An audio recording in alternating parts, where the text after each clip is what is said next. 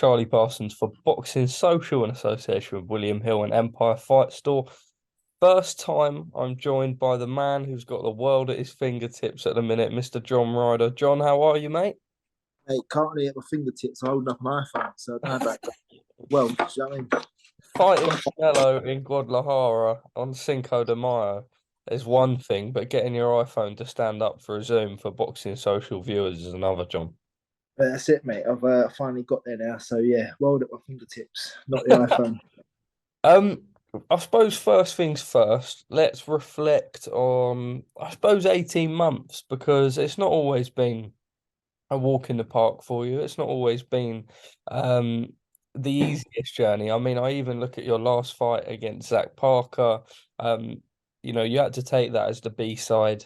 It was clashing on the same night with a Matchroom show. I know that Eddie was desperate for you to win. I know that Frank was there with you all week.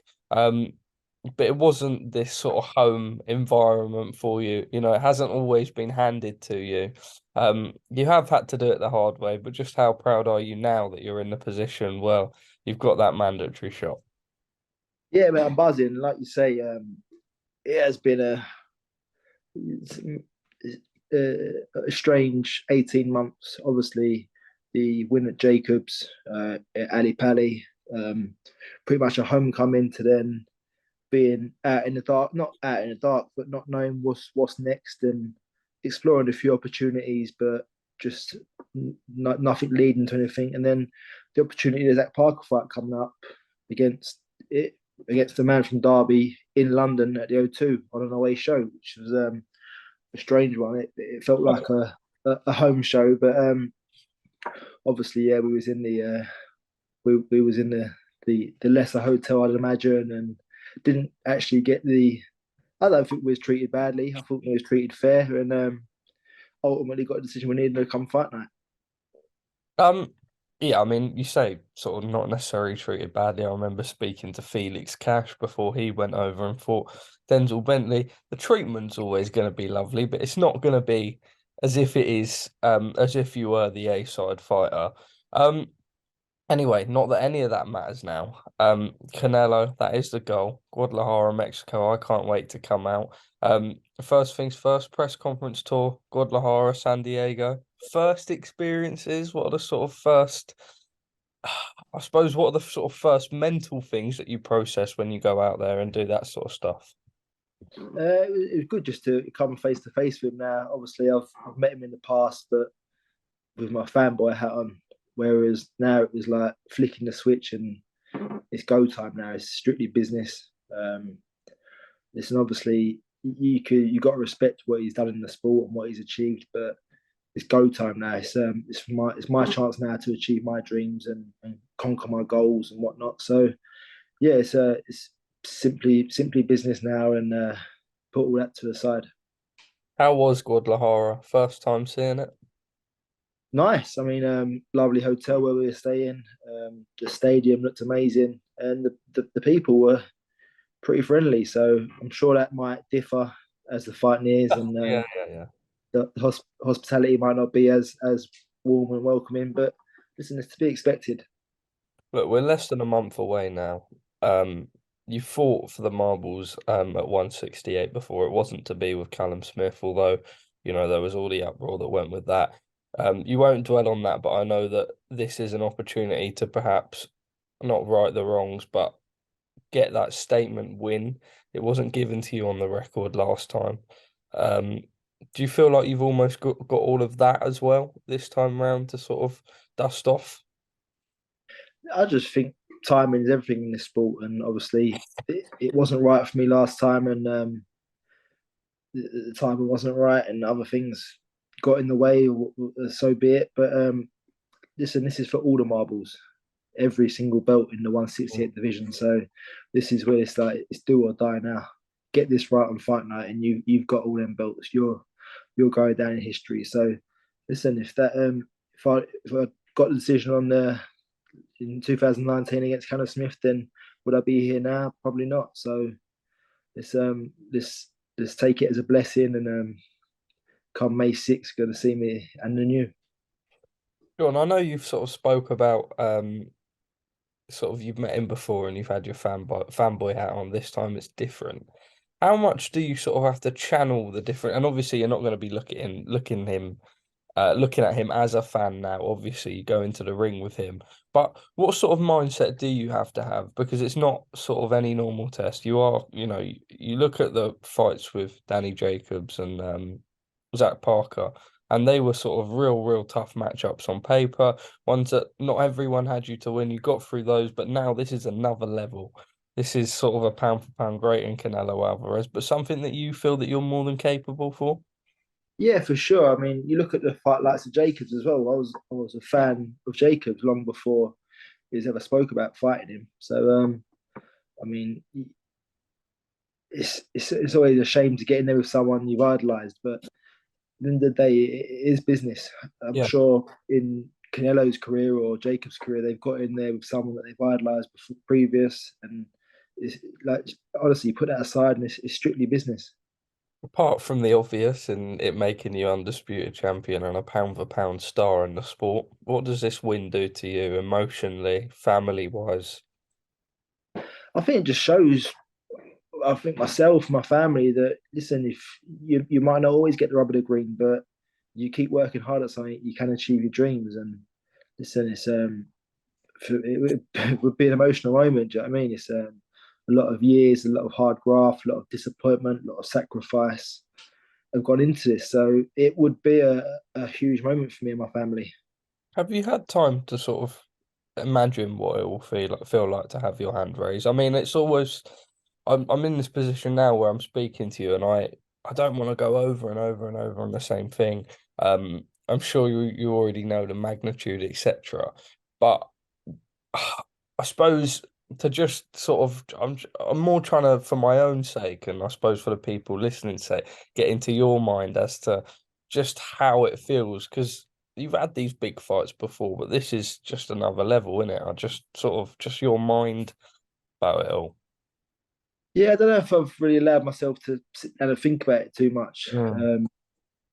Obviously, we're doing the necessary work now to prepare and get ready, whether that be in the gym, in my head, in the weights room. But we're working hard in all areas, and listen, we're just looking to make that dream a reality. What do you take out of Canelo's last couple of fights? I mean, it was a weathered and sort of older Golovkin. And then obviously Bivol he went and lost. Um, I know Bivol at 175, etc., and a much sort of different style to you. He's taller as well. Um, Golovkin, I suppose, hard to take bits out of, but in the last sort of 12 to 18 months with Canelo, are there different things that you can pull out of his game, perhaps that maybe weren't there a couple of years back? Yeah, I think you look at the year he had in 2021 when he unified the division and just made it his own. He had a great year, didn't put a foot wrong.